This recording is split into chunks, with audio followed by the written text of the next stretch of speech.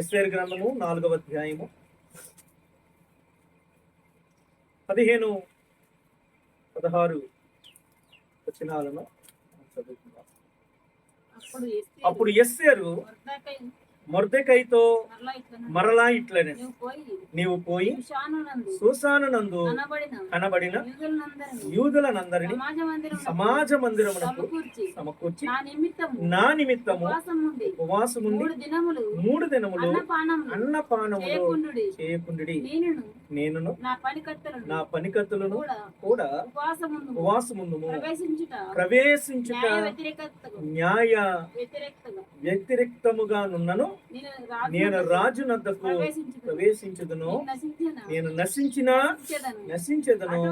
అటువలనే Mordecai బయలుదేరి ఎస్తేరు తనకు ఆజ్ఞాపించిన అంతటి ప్రకారముగా జరిగించెను. దేవునికి స్తోత్రం చెప్పండి. హల్లెలూయా, హల్లెలూయా. ప్రియమైనటువంటి దేవుని బిడ్డలారా, ఈ యొక్క మాటల వెనకాల ఉన్నటువంటి కొంత నేపథ్యాన్ని మనం తెలుసుకుందాం. ఈ మాటలు ఎందుకొరకు ఇక్కడ రాయబడి, ఏ యొక్క ఉద్దేశంతో ఈ యొక్క మాటలకు ముందు జరిగినటువంటి స్టోరీ ఏంటి, ఈ మాటలకు ముందు ఏం జరిగింది, ఎందుకని ఇక్కడ ఎస్తేరు ఒక మాట అంటుంది, నేను నశించేదను. ఏమంటుందమ్మా? నశిస్తాను.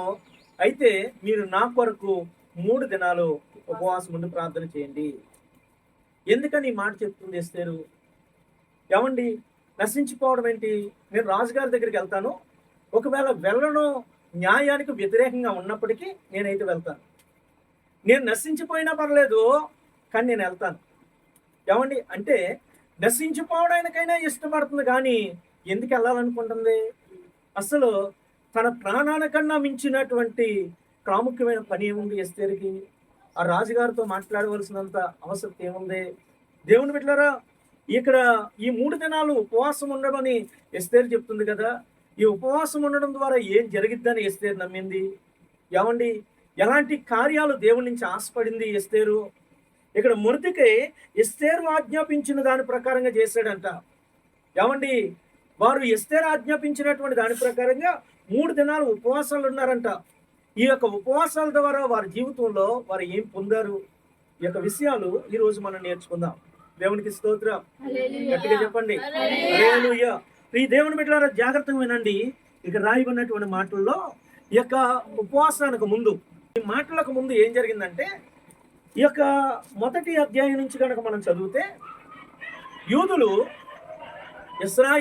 యూదులను వారు దేవుని యొక్క మార్గాలు విడిచిపెట్టడాన్ని బట్టి దేవుని బిడ్డలారా, దేవుడు వారిని శత్రు దేశాల రాజులకు అప్పగించాడు. అప్పుడు దాకా దేవుడు వారిని కాపాడుకుంటూ వచ్చాడు. ఎన్ని శ్రమలు వచ్చినా, ఎన్ని కష్టాలు వచ్చినా దేవుడు ఎన్నడూ వారిని విడిచిపెట్టలేదు.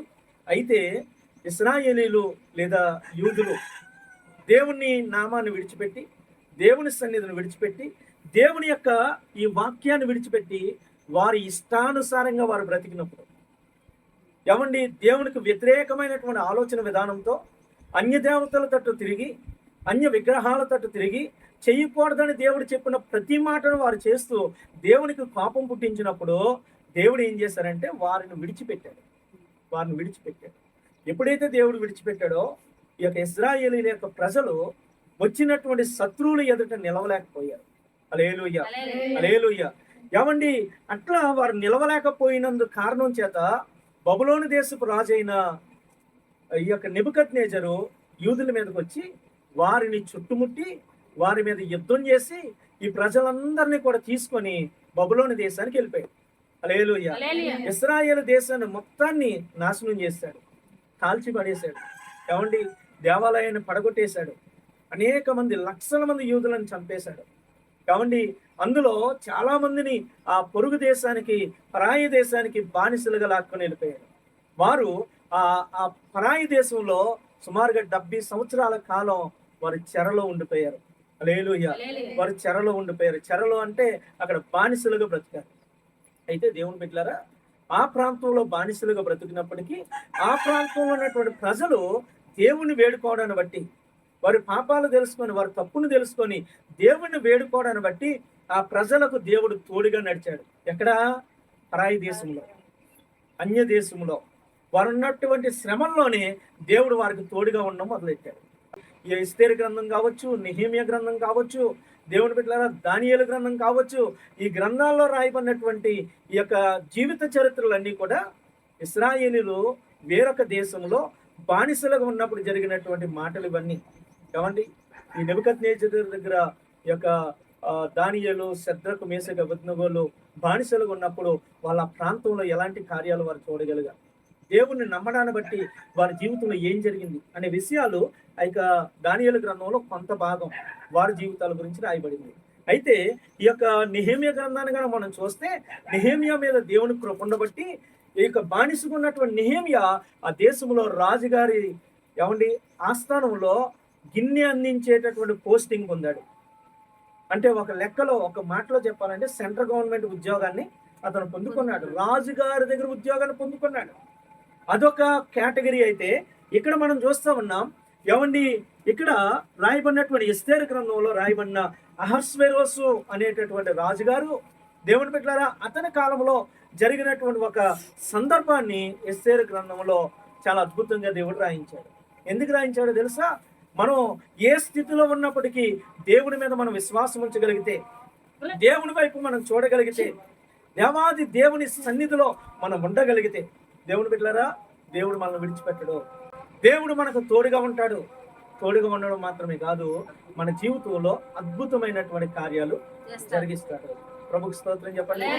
హల్లెలూయా. ఇక్కడ ఈ యొక్క అహస్వేరోసు దినాల్లో జరిగినటువంటి ఈ స్టోరీలో ఈ యొక్క ఇందాక మనం చదివినటువంటి 4వ అధ్యాయానికి ముందు ఏం జరిగిందో ఒక 5 నిమిషాల్లో నేను మేము ఉంచాలని ఆశపడుతూ ఉన్నాను. మొదటిగా ఈ మొదటి అధ్యాయం అంతా, ఎస్తేరు గ్రంథంలో మొదటి అధ్యాయం అంతా మనకు కనబడేది ఏంటో తెలుసా? విందు గురించి కనబడుతుంది. ఏం కనబడుతుందమ్మా? విందు. అహస్వేరోసు అనే రాజు తన యొక్క 127 సంస్థానాల్లో ఉన్నటువంటి అధికారులందరికీ గొప్ప విందు చేయించాడు. గొప్ప విందు చేయించి 6 నెలల కాలం తన యొక్క ప్రతిష్టతను చాటి చెప్పుకున్నాడు.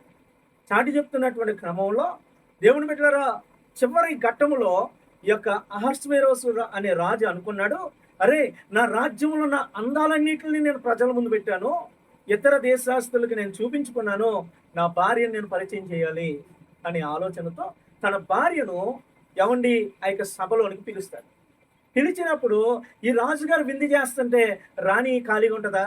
రాణి కూడా తన ఫ్రెండ్స్ అందరూ పిలిచి అక్కడ ఒక విందు ఏర్పాటు చేసింది. ఆ యొక్క రాణి యొక్క ఆ స్థలంలో విందు ఏర్పాటు చేసుకుంది. ఇప్పుడు రాజుగారి దగ్గర నుంచి పిలుపు వచ్చింది. ఏంటి పిలుపు? రాణి గారు మిమ్మల్ని రమ్మన్నారు అని పిలుపు. పిలుపు వచ్చినప్పుడు దేవుని బిడ్డలారా, ఈ యొక్క రాణి ఏం చేసిందంటే, నేను రానని చెప్పు. అమ్మ ఏమంది? నేను రానని చెప్పాను. ఇప్పుడు 6 నెలలో ఈ అహస్వేరోసు రాజు తన దేశ ప్రతిష్టతను చాటి చెప్పుకున్నాడు. అమ్మా, ఇప్పుడు హోమ్ టూర్స్ పెడుతున్నారు యూట్యూబ్లో, అవునా కదా? హోమ్ టూర్స్ అంటే ఏంటి? ఇల్లంతటి చూపిస్తారు. హోమ్ టూర్ అంటే ఇదిగో ఇది కిచెను, ఇది మా బాత్రూము, ఇది మా బెడ్రూము, ఇదిగో ఇందులోనే మేము అన్ని దాచిపెట్టుకుంటాం. ఈ హోమ్ టూర్స్ వల్ల దొంగతనాలు ఎక్కువైనాయి.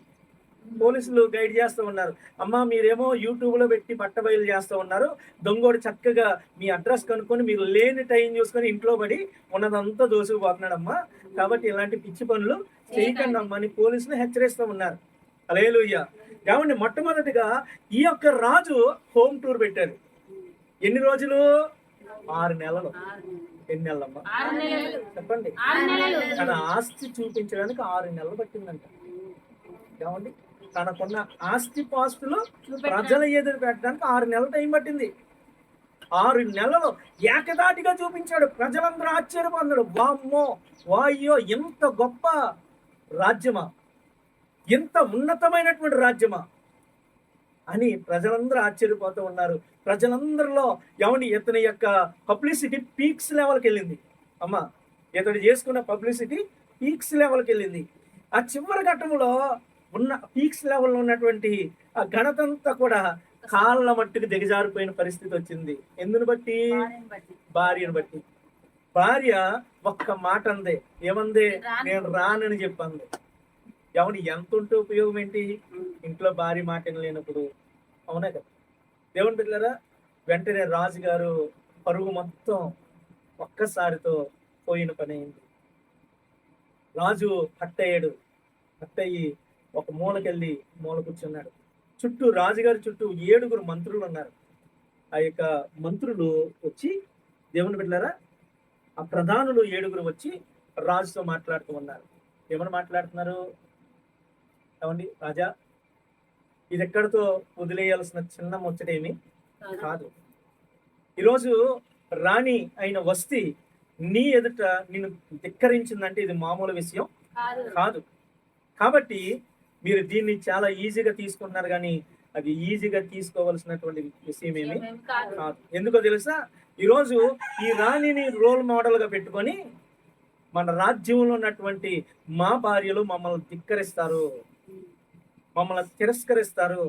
ఏ రాజుగారి భార్య, రాజుగారిని లెక్క చేయలేము, నేను ఎందుకు లెక్క చేయాలని నిన్ను అంటారు. కాబట్టి రాజా, నువ్వు ఏదైనా ఒక కఠినమైన చర్య నువ్వు తీసుకోవాల్సిందే, ఒక చట్టం పుట్టించాల్సిందే అన్నప్పుడు రాజు అడుగుతాడు, మరి ఏం చేయమంటారు అని అడిగినప్పుడు అప్పుడు దేవుని బిడ్డలారా, వీళ్ళు చెప్పినటువంటి మాట ఏంటంటే, ఈ రోజు నుంచి ఆ వస్తీ అనే ఆమె ఇక ఎన్నడూ నీ సముఖానికి రాకూడదు. ఆమె రాణిగా ఉండకుండా ఆమె నెత్తి మీద ఉన్నటువంటి కిరీటాన్ని తీసివేసి ఆమెను ఈ యొక్క రాణి స్థానం నుంచి మీరు తీసి పక్కనేయాలా. ఇది ఒక శిక్ష.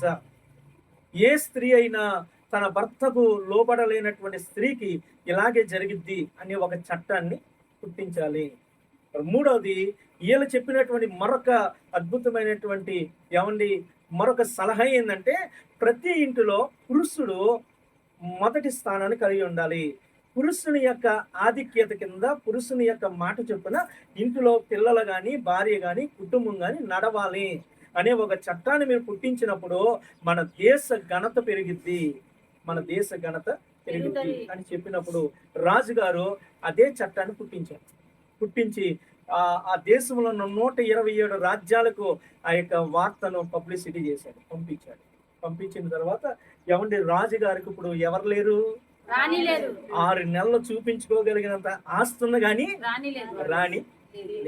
అలాంటి టైంలో దేవుని బిడ్డలారా, కొంతకాలం గడిచిన తర్వాత యవనస్తులుగా ఇట్లాంటి యవనస్తులందరూ వచ్చి, రాజా, ఎంతకాలం మీరు ఒంటరిగా ఉంటారు?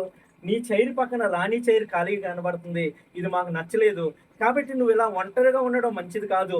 కాబట్టి మీరు ఏం చేస్తారంటే, రాజా, ఈ యొక్క స్వయంవరాన్ని ప్రకటించండి. ఏంటి చెప్పండి? స్వయంవరాన్ని ప్రకటించండి.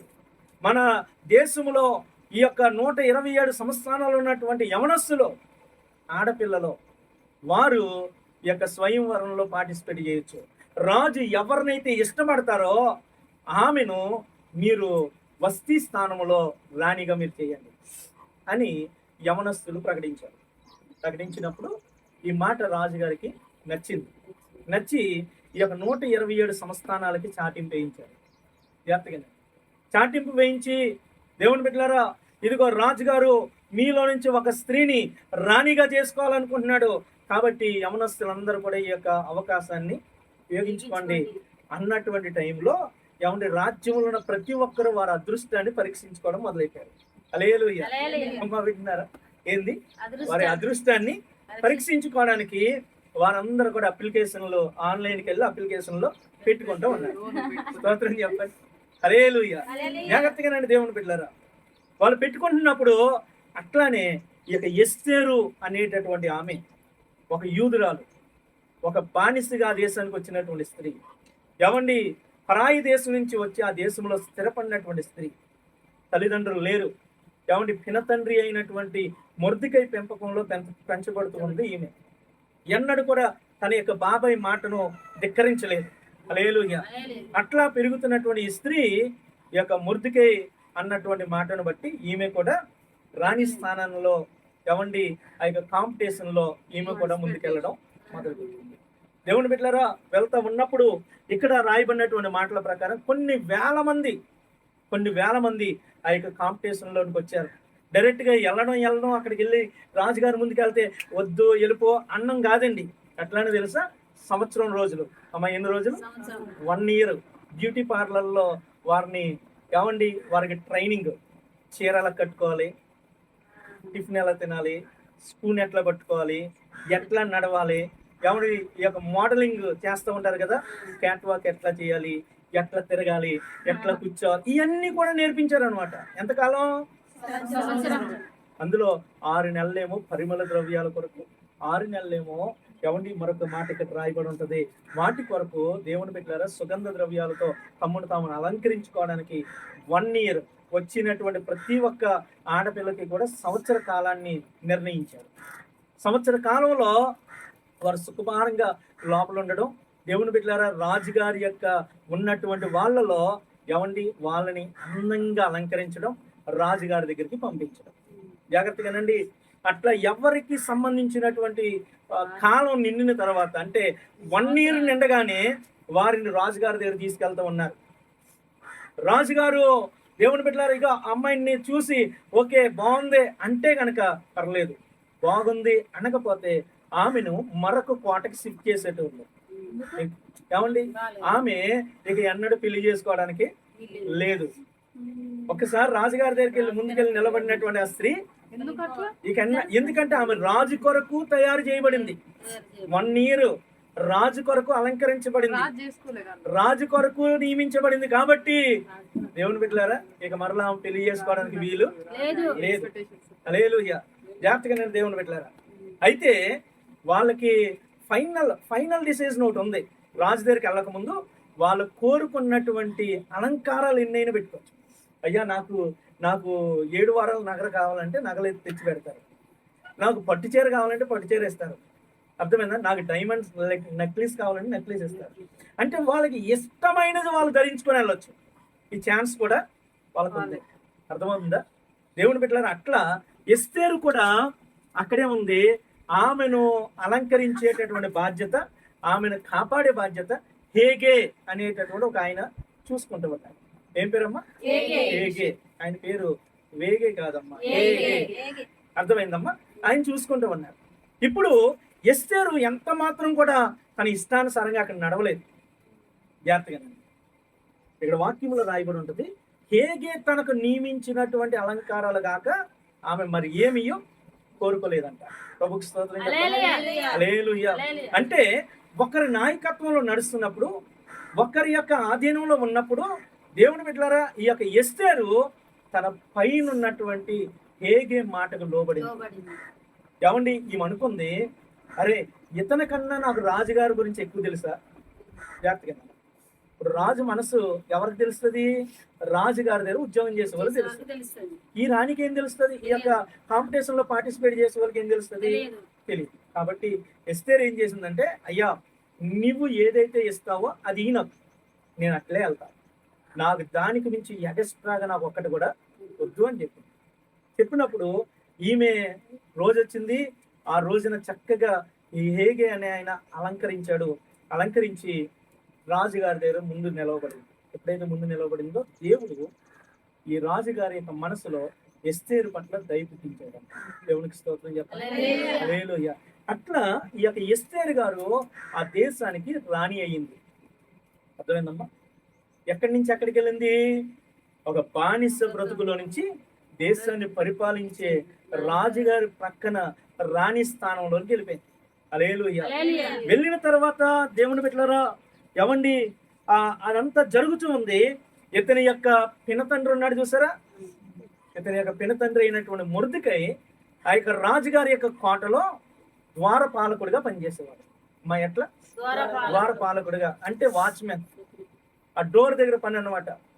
లోనికి వెళ్ళే వాళ్ళకి డోర్ తీయడం, వచ్చే వాళ్ళకి డోర్ తీయడం, ఈ పని ఈ యొక్క రాజుగారి యొక్క ద్వారం, ఆ యొక్క కోట ముందు ద్వారపాలకుడిగా పనిచేసేటోడు. అయితే ఈ యొక్క రాజుగారి దగ్గర హామాను అనే ఒక మంత్రి ఉన్నాడు. ఎవరండి? చెప్పండి. హామాను అనే ఒక మంత్రి ఉన్నాడు. ఇది నా మీద పగబట్టినట్టుంది. హల్లెలూయా. దేవునికి స్తోత్రం చెప్పండి. దేవుని పిల్లలు జాగ్రత్తగా ఉన్నారు. హామాను అనే ఒక మంత్రి ఉన్నాడు. ఆ మంత్రి చాలా ఈ యొక్క రాజు చేత బహుగా హెచ్చింపబడినటువంటి వాడు. ఏమండి, ఈ హామాను ఎప్పుడైతే లోన్ నుంచి బయటకు వస్తాడో, వచ్చినప్పుడు అందరూ కూడా ఈ హామాను రావడం చూసి ఇట్లా కిందకంట వంగి దండాలు పెట్టాల. విన్నారండి? అర్థమైందా? హామాను రాగానే ఇట్లా కిందకంట వంగి ఇట్లా నమస్కారం చేయాలి, సాగిలు పడాలి. నమస్కరించాల. ఇది ఆ రాజ్యంలో ఉన్నటువంటి ప్రజలందరూ చేయాల్సినటువంటి పని. కానీ ఈ యొక్క మొర్దెకై ఒక యూదుడు. మా మొర్దెకై ఎవరు? యూదులకి ధర్మశాస్త్రం ఉంది. యూదుల యొక్క ధర్మశాస్త్రం ప్రకారంగా పైన ఆకాశం అందే కానీ, కింద భూమి అందే కానీ, భూమి క్రింద ఉన్న నీళ్ళ అందే కానీ దేని రూపమునైనా నువ్వు చేసుకోకూడదు, ఏ విగ్రహాన్ని నువ్వు చేసుకోకూడదు, దేనికి నువ్వు సాగిలపడి నమస్కారం చేయకూడదు, చేతులెత్తి మొక్కడానికి వీలు లేనే లేదు అనే దేవుని వాక్యానికి కట్టుబడి ఈ మొర్దెకై హామానును చూసి తల వంచలేదు, నమస్కారం చెయ్యలేదు. ఎందుకంటే నేను నా దేవునికి తప్ప ఏ మనిషిని నేను పూజించడానికి నేను నమస్కారం చెయ్యను అని. దేవునికి స్తోత్రం చెప్పండి. దేవుని బిడ్డలారా, ఎప్పుడైతే ఇట్లా జరుగుతూ ఉందో చుట్టూ ఉన్న వాళ్ళు అంటా ఉన్నారు, ఎవయ్యా మొర్దెకై నీకు భయం లేదా? ఆయన రాజుగారి దగ్గర మంత్రి అయినా ఆయన తలుచుకుంటే నీ ప్రాణాన్ని తీసేస్తాడో, నీకు భయం లేదంటే లేదు లేదు, నేను నా దేవుని గౌరవించాలి, నా దేవుని చట్టాన్ని నేను గౌరవించాలి, కాబట్టి నేను వాడి దగ్గర వంగనే. ఈ మాట ఎంతవరకు ఇతను స్టాండింగ్ లో ఉంటాడో చూడటానికి ఎవండి చుట్టూ ఉన్న వాళ్ళు పట్టుకెళ్ళి ఆ హామాను చెవులు పడేశారు. అయ్యా, నువ్వు గొప్ప ఘనత పొందావు, రాజుగారే నిన్ను హెచ్చించారు, ఇంత ఘనత పొందినటువంటి నీవు వస్తుంటే ఇదిగో ఆ డోర్ దగ్గర ఉన్న మొర్దెకై అనేవాడు ఎన్నడూ నీకు వంగి నమస్కారం చేయలేదు అన్నప్పుడు, అప్పుడు దాకా ఇక హామాను మనసు మొర్దెకై మీదకి వెళ్ళలేదు. కానీ ఎప్పుడైతే ఇతని చెవులు ఈ విషయం పడిందో, ఇక వచ్చినప్పుడల్లా మొర్దెకై చూస్తున్నాడు, అందరూ ఉంగునుంగని దండాలు పెడుతుండే, మొర్దెకై మాత్రం ఇట్టే నిలబడుతుందో. హల్లెలూయా. ఈ హామానికి ఎక్కడ లేని కోపం వస్తుంది.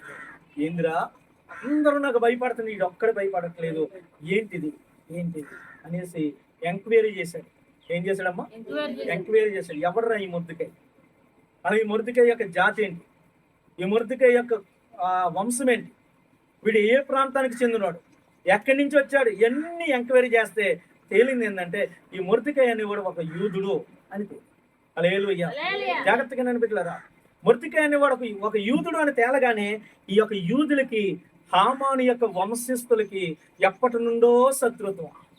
వింటున్నారా? ఎప్పటి నుండో. ఎందుకంటే ఈ హామాను అనేటటువంటి వ్యక్తి అగాగీయుడు అని రాయబడింది. అమ్మ ఎవరు? చెప్పండి. అగాగీయుడు. హల్లెలూయా. మొదటి సమూయేలు గ్రంథంలో 15వ అధ్యాయంలో సౌలు అమాలేకీయులను చంపడానికి వెళ్ళినప్పుడు అక్కడ ఒక రాజు ఉంటాడు, అతని పేరు అగాగు. ఏం పేరమ్మా రాజు పేరు? అగాగు. ఆ రాజుని ఏమండి ఈ యొక్క ఇశ్రాయేలు యూదులు ఆ రాజ్యం మీదకి వెళ్ళి ఆ రాజవంశీయులందరినీ చంపేసినట్లు బైబిల్లో రాయబడింది. ఆ వంశానికి చెందినోడు ఈ యొక్క హామాను. అర్థమవుతుందమ్మా? అర్థమైందా? ఇప్పుడు ఇశ్రాయేలుకి చెందిన వాళ్ళు ఈ యొక్క మొర్దెకై, యూదులకు చెందినోడు మొర్దెకై. కాబట్టి వీళ్ళకున్నటువంటి శత్రుత్వాన్ని అదునుగా తీసుకొని, ఓకే నా శత్రువు నా చేతికి చిక్కాడు, ఎట్నైనా సరే వీడు ఒక్కడనే కాదు, వీడు నాకు దండం పెట్టలేనందుకు వీడు ఒక్కడిని చంపితే సరిపోదు, ఈ రోజు నా శత్రువులందరి మీద పగ తీర్చుకునే అవకాశం నాకు వచ్చిందని హామాను ఏం చేశాడంటే రాజుగారి దగ్గరికి వెళ్ళాడు. ఎక్కడికి? రాజుగారి దగ్గరికి వెళ్ళి అన్నాడు, రాజా నీతో ఒక చిన్న మనవి. ఏంటి ఆ మనం అంటే, ఇదిగో మన రాజ్యంలో ఒక ఒక ఒక ప్రాంతం వాళ్ళు ఉన్నారు, ఒక జాతికి చెందిన వాళ్ళు ఉన్నారు. ఆ జాతి మొత్తం కూడా తిరుగుబాటు చేసే జాతి. వారు ఉండడం అనేది మనకు మంచిది కాదు. అలాంటి తిరుగుబాటుదారులు మనకుంటే నీ రాజ్యానికి క్షేమం కాదు. కాబట్టి నీ చిత్తమైతే వాళ్ళని చంపడానికి ఇంత బహుమానం అనేది నువ్వు కేటాయించు. ఆ బహుమానం వాళ్ళని ఎవరైతే చంపుతారో వాళ్ళకి బహుమానాన్ని ఇస్తానని నువ్వు ప్రకటన చేయనగానే ఇక రాజు ఏం చేశాడంటే తన చేతులు ఉన్న ఉంగరాన్ని తీసి మనకి ఇచ్చాడు. అంటే ఉంగరాన్ని ఎందుకు తీశాడంటే ఈరోజు స్టాంప్ వేస్తారు కదండి, స్టాంప్ వేస్తారు కదా, ఆ రోజు ఏదైనా ఒక రాజ్య న్యాయ విధి, ఒక జీవ పాసేయాలంటే రాజుగారి దగ్గర ఉన్నటువంటి ఉంగరాన్ని ముద్రించాలి అక్కడ. అర్థమైందా? రాజుగారి యొక్క ఉంగరాన్ని ఆ యొక్క ఇంకులో ముంచి ఇట్లా ముద్ర వేస్తే కనుక ఇంకా దాన్ని ఎవ్వడు మార్చడానికి వీలు లేదు. అదొక స్టాంప్ లాగా అనమాట. ఇప్పుడు ఈ రాజుగారు ఉంగరం తీసి హామానికి ఇవ్వగానే హామాను ఒక చట్టం పుట్టించాడు. ఏంటి ఆ చట్టం అంటే, ఇదిగో పలానా సంవత్సరం, చూడండి నేను చదువుతున్నాను, 3వ అధ్యాయంలో రాయబడింది, ఒకసారి చదువుదాం. 3వ అధ్యాయంలో 12వ వచనం. మొదటి నెల 13వ దినమందు రాజు యొక్క రాతగాండ్రు పిలువబడిరి. హామాను ఆజ్ఞాపించిన ప్రకారము అంతయు ఆయా సంస్థానముల మీద ఉంచబడిన రాజు యొక్క అధిపతులకును అధికారులకును, ఆయా సంస్థానములలోని జనముల మీద ఉంచబడిన అధిపతులకును అధికారులకును వారి వారి లిపిని బట్టి ఆయా జనముల భాషను బట్టి రాజైన అహస్వరోసు పేరట ఆ రాతగాండ్ర చేత తాకీదులు రాయింపబడి రాజు ఉంగరము చేత ముద్రింపబడెను. ఏమని రాయబడిందంటది? అదారు నెల అంటే 12వ నెల 13వ దినమందు యవనస్తులనేమి, వృద్ధులనేమి, శిశువులనేమి, స్త్రీలనేమి, యూదులనందరినీ ఒక్క దినమందే బొత్తుగా నిర్మూలన చేసి వారి సొమ్ము కొల్లపుచ్చుకొమ్మని తాకీదులు అంచెవారి చేత రాజ్య సంస్థానములన్నింటికి పంపబడెను. హల్లెలూయా, స్తోత్రం చెప్పండి. అమ్మా, వంగందెవరు? ఒక్కడు మొర్దెకై ఒక్కడు వంగలేనందుకు ఈ యొక్క యూదులకి శత్రువైనటువంటి, చూడండి 11వ వచనం లాస్ట్ లైన్ లో, ఈ హామాను యూదులకు శత్రువు. ఎవరంట? హామాను యూదులకు శత్రువు. కాబట్టి అరే ఈ నొక్కడిని చంపితే ఏమవుద్ది నాకు, కాబట్టి ఈ యోధా జాతి అంతటిని లేకుండా చేయాలా అనేటటువంటి ఒక ఆలోచనకు వచ్చాడు. ఆలోచనకు వచ్చి ఆ జాతి అంతటి మీద కూడా ఒక చట్టాన్ని పుట్టించాడు. ఏంటా చట్టము? ఇదిగో 12వ నెల 13వ తారీఖున ఏమండి, మీ యొక్క సంస్థానంలో ఉన్నటువంటి ప్రతి ఒక్కరు కూడా యూదులను మీరు నాశనం చేసండి. వారి యొక్క పిల్లలు కానీ, వృద్ధులను కానీ, బాలులను కానీ, ముసలోళ్ళని కానీ, ఆడవాళ్ళని కానీ ఎవరిని కూడా కనికరం లేకుండా మీరు చంపేసి వారి ఆస్తిని దోచుకోండి అని ఒక చట్టాన్ని, ఒక శాసనాన్ని పుట్టించి ప్రతి సంస్థానానికి పంపించాడు. హల్లెలూయా. అలా ఎప్పుడైతే పంపబడిందో ఆ యొక్క రాయబడినటువంటి తాకీదు, వినండి అమ్మా, తాకీదు ఆ యొక్క చట్టంలో రాయబడినటువంటి ఏమంటారు, ఆ జీవో పేపరు ఈ సంస్థానానికి వచ్చింది. ఏమండి, సూసాను కోటలోనికి వచ్చింది.